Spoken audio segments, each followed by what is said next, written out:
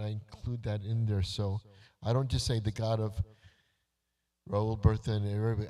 I each one repeat because each one had a relationship. Wow. Have we got a comment?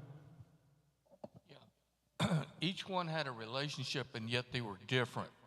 Because God talks about Abraham be perfect. He didn't ask the other two that. And he said, Abraham's my friend. He did not call Isaac and Jacob his friends as far as I know. Difference between a servant and a friend is in the book of John. It says, a servant, I will not tell him what I'm going to do. But a friend, I'm going to tell him what I'm going to do. This is why the three angels came to Abraham and told him that they were going to destroy Sodom and Gomorrah beforehand. So God gave Abraham foreknowledge of what was going to happen because he considered him his friend. Wow, Bob, that was actually very good. Thank you. All right, very nice. So we have a lot of good comments in the idea that when you say God of Abraham, God of Isaac, God of Jacob, you're emphasizing God in that sentence. When you say God of Abraham, Isaac, and Jacob, you're emphasizing the people. Read your commentary. One of the things, too, it says, because I'm not the God of the dead, but God of the living. This was a resurrection question, but he is addressing the fact that I believe that he is addressing the fact that he wants to have that kind of a walk in relationship with each of us. So, That's also implied. excellent. And also, I missed a big thing here. Okay, I missed a really big thing. So again, this is live. So I mean, this is exciting because I completely overlooked this. Remember, I just said there's this prayer called a vote, which goes back to Second Temple times. It goes, Elohei Avraham, Elohei Yitzhak, Elohei Yaakov, God of Abraham, God of Isaac, God of Jacob. That's part of a larger prayer called Shmoneh Esrei, or the Amidah. Shmoneh Esrei means 18, because traditionally there's 18 prayers, or the Amidah is standing, because we stand when we say prayers. We still stand when you do it on Saturday mornings. And the two prayers that we start off with is when we talk about, and again, this is going back to Second Temple times, God of Abraham, Isaac, and Jacob. And then we do it, and Will also does it on Friday nights too, and we do it upstairs on Saturdays. It goes, Atagi bor lelama denai mechaye metim ata rav lehoshia. It says, you are the one who gives life to the dead. So he's quoting the two prayers that they would have been aware of. That's so it's the Avot and the Gevurot. So these are two prayers of the Amidah, the standing prayer that goes back to Second Temple times. That was kind of the core of the liturgical service. And so he's quoting those two prayers, and I just realized that right now. It's like, he says, I'm not the God of the dead, but the God of the living. And so this is something we say those two prayers right next to each other, God of Abraham, Isaac, and Jacob, and then we say who gives life to the dead, Mechayim Etim. And so this is a digging deeper class. It really is good. Wow. So he's quoting. So the rationale for Benny's question, the rationale of why he phrases it that way, is because he's specifically quoting a prayer that is done in that way, and so he's not choosing to say it that way. He's referencing something. So those two prayers go right next to each other, and they're an important part of the liturgical service that goes back to the time of Yeshua. Yeah. Yeah, and there's also a verse in Exodus 3:6.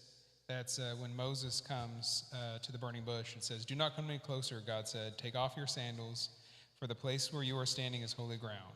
And he said, "I am the God of your father, the God of Abraham, the God of Isaac, and the God of Jacob."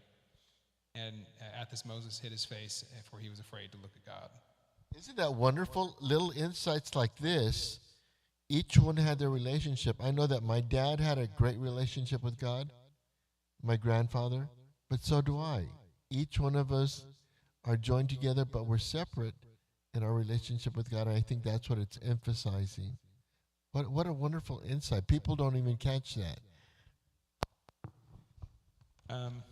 I know we're already a little behind, but out of risk of getting us too far behind, I do have a follow-up question from the Sadducees here, because it's just something I'm personally curious about, and I would like to get your guys' insights on. Because Jesus here says, when they're asking about who are this lady going to be married to in the resurrection, he says, you do not know the scriptures. And so in terms of Jewish understanding, what is their understanding of the resurrection? Because there's a lot of people I know who get married and say, well, this is my soulmate. We're going to be together in heaven. The way this is sounding is like, well, no, we're not going to be together in heaven. We're just going to be souls. We're going to be angelic beings. We're not going to be married to each other. It's like, well, what does that mean? Are there any Jewish teachings about that? I know this is in terms of resurrection and stuff like that, so I don't know if there's much written about it. But in terms of Jewish tradition, do they, because he says it as if like, hey, you guys should know this. This is obvious. This is written right there. Like, oh, I never read it as a Christian. Well, see, I think when we're in heaven, it says that we will know as we are known. I mean, we're going to step into a completely different level of how we know one another.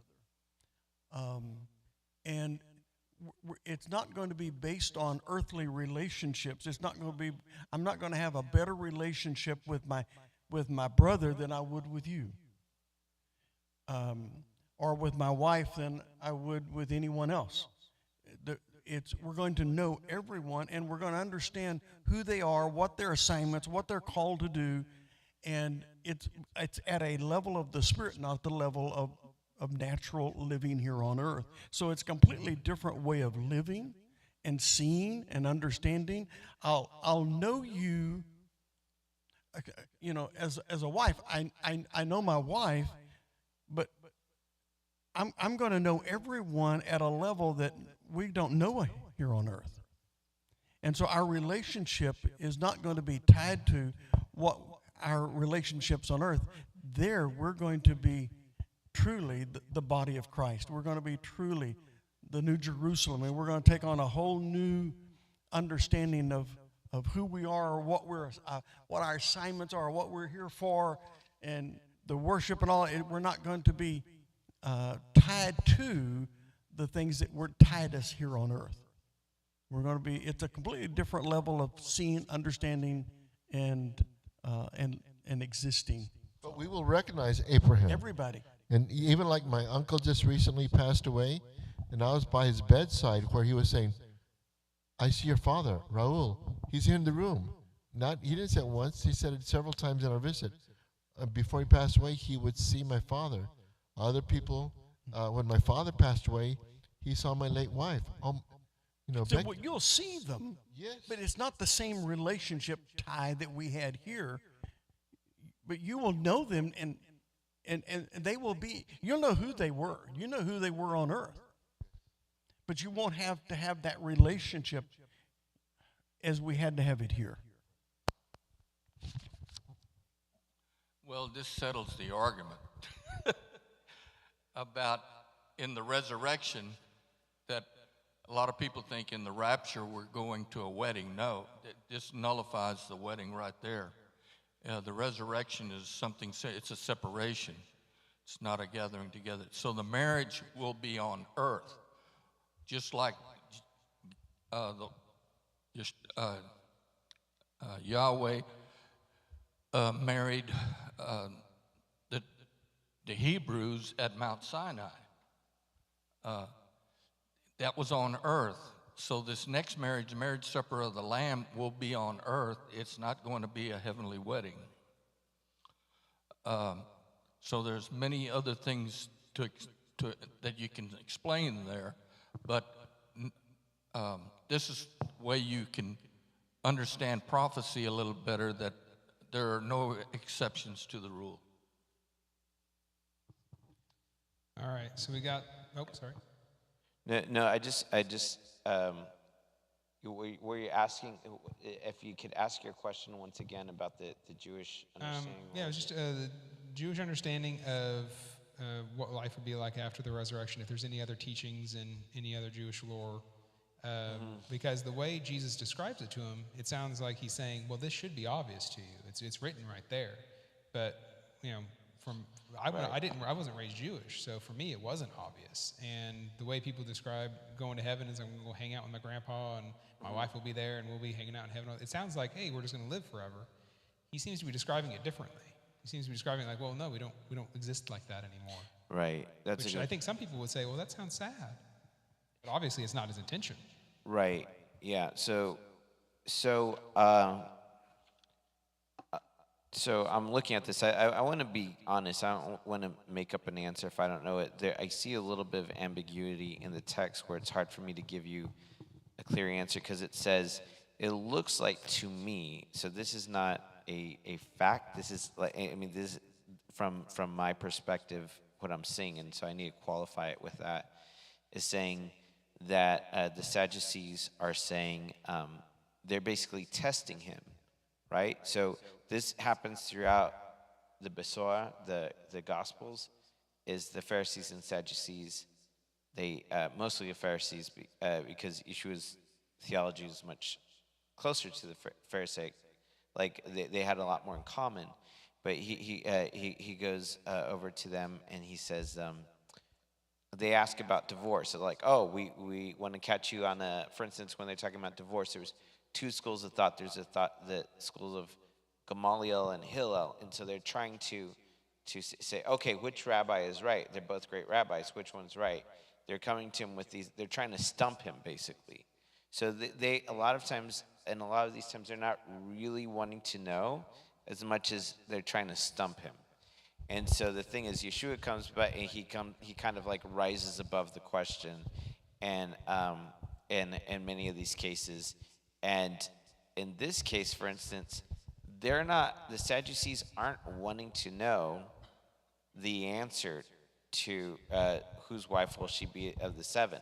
They're not waiting for Yeshua to say, oh, the third one or the fourth one. They're trying to say, this is proof that there's no resurrection. I mean, that's a historical context of that.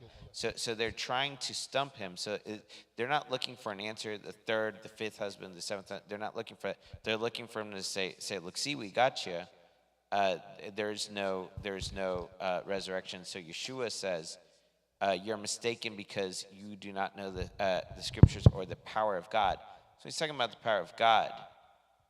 Again, that one prayer that we talked about, the giver wrote, which you still say, means